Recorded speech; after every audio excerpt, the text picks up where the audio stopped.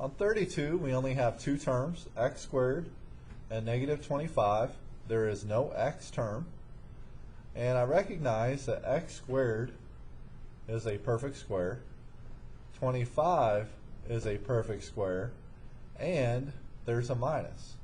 So we are going to use a process called factoring by difference of two squares.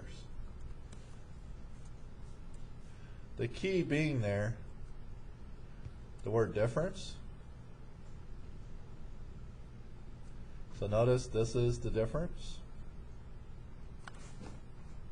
Now if it's not a difference, it makes imaginary factors, and I'll talk about that later. But x squared makes a perfect square. And the square it makes is x and x. If you take x times x, you get x squared. 25 is also a perfect square.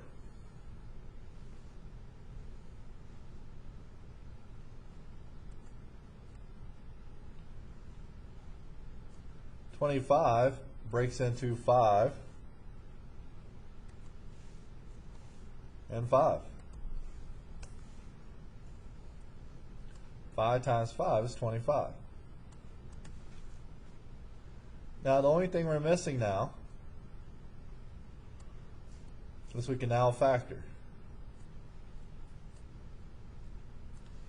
Because there's only two terms, you need one of these as a plus and one of these as a minus.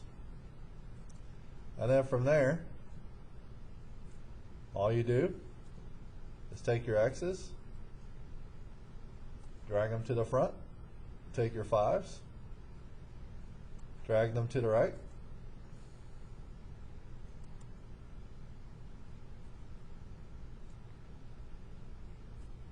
and you're done. So x squared minus 25 factors into x plus 5, x minus 5. Now checking our work, you take x times x, you get x squared. 5 times negative 5, you get negative 25. In the middle term, that's positive 5x, and that's negative 5x. They would cancel.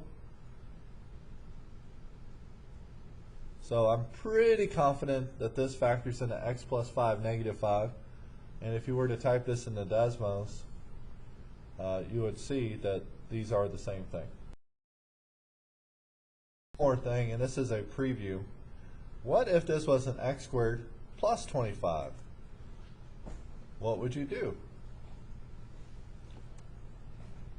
So let's say this was actually a plus 25. So it's no longer a difference of two squares. If it's not a difference, the only thing that changes, and we'll talk more about why, is this becomes a 5i, and that becomes a negative 5i. So if you have a plus sign there, you get 5i and negative 5i.